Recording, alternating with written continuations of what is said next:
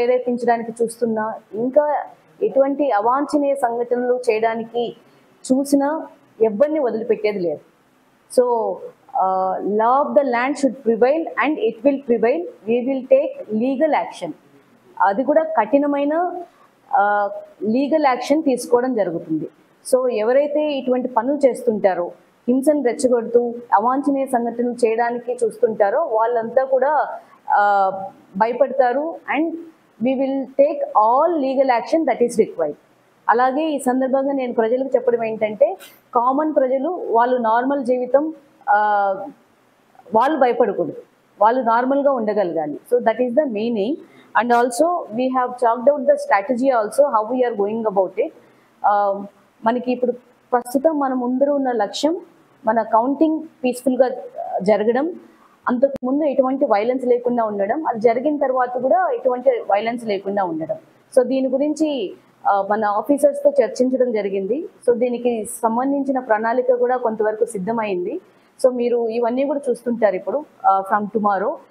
అన్నీ మనకి ఇక్కడ ర్యాపిడ్ యాక్షన్ ఫోర్స్ అన్నది ఉంది, అలాగే ఏపీఎస్పీ ప్లటూన్స్ ఉన్నాయి ఇన్ తాడిపత్రి, అలాగే సిఏపిఎఫ్ కంపెనీస్ ఉన్నాయి. ఇవి కాకుండా కూడా బయట నుంచి ఇంకా ఫోర్స్ అనేది 1 or 2 days ఇంకా రావడం జరుగుతుంది. సో ఈ ఫోర్స్ అంతా కూడా అందరి లక్ష్యం ఒకటే, ఏంటంటే అనంతపూర్ డిస్ట్రిక్ట్లో ఎటువంటి వైలెన్స్ లేకుండా కౌంటింగ్ జరగాలి, అలాగే తర్వాత కూడా ఎటువంటి రకమైన వైలెన్స్ ఉండకూడదు. So again I'm warning all those people who are trying to indulge or who have indulged in any violence activity, that law will take its course and they will be dealt with as per law.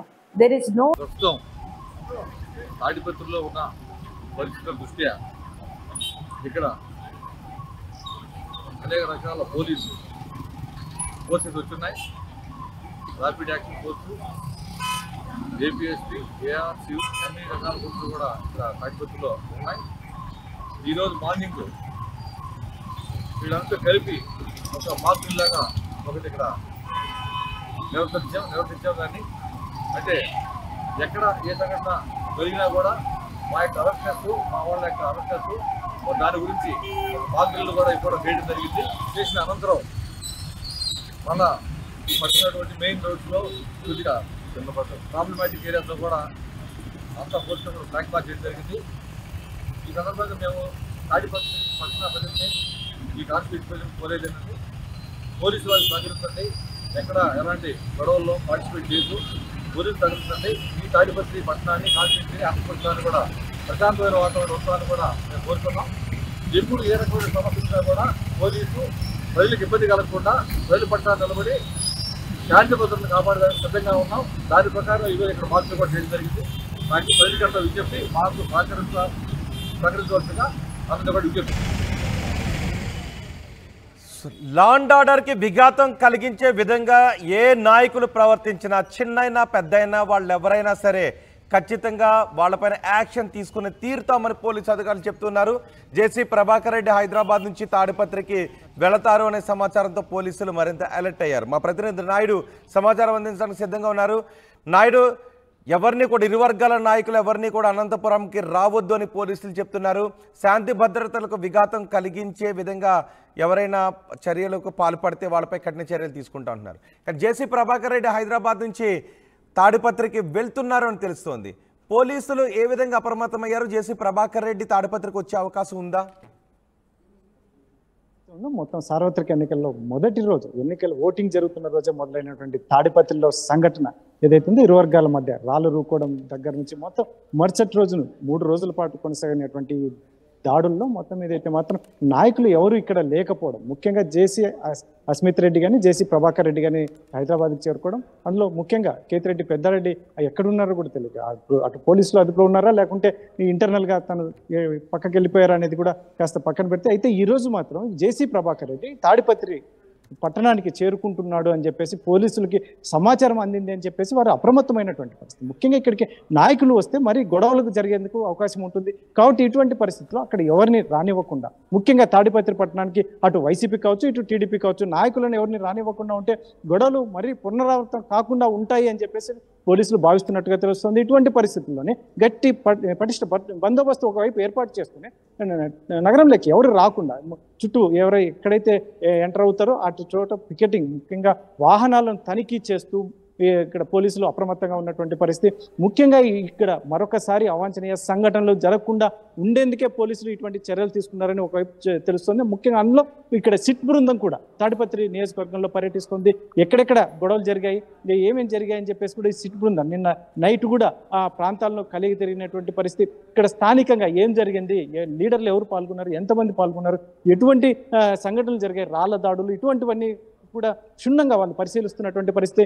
పూర్తి సమాచారం ఇక్కడ జిల్లా SP కావచ్చు, DIG షిమోసి కావచ్చు, వీళ్ళందరికీ సహకరిస్తున్నటువంటి నేపథ్యంలో మరి మరొకసారి ఇటువంటి సంఘటనలు పునరావృతం అయ్యే అవకాశం ఇవ్వకూడదు అని పోలీసులు ఒకవైపు భావిస్తున్నటువంటి నేపథ్యంలో జేసీ ప్రభాకర్ రెడ్డి తాడిపత్రికి వస్తే మరి వారి అభిమానులు కావచ్చు, వారి నాయకులు ఎవరైతే ఉన్నారో తెలుగుదేశం పార్టీ నాయకులు, కార్యకర్తలు కూడా పెద్ద ఎత్తున మావంతా ఒక చోటికి చేరే అవకాశం ఉంటుంది. కాబట్టి ఇటువంటి నాయకులను తాడిపత్రి పట్టణానికి రాకుండా చూసుకుంటే మాత్రం ఈ కౌంటింగ్ వరకు ఖచ్చితంగా గొడవలు జరగకుండా చూసుకోవచ్చని పోలీసులు భావిస్తున్నట్టుగా తెలుస్తుంది. రోహిత్.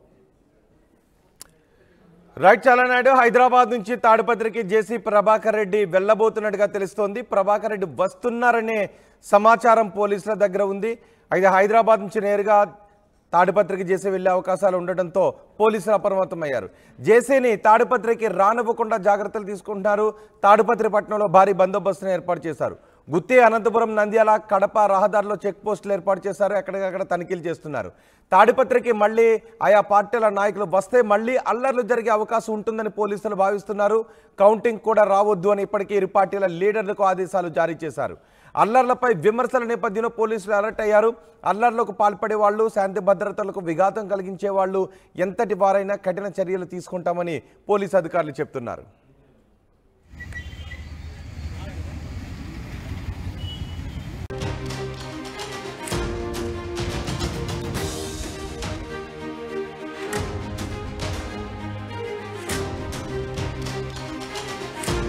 Breaking news.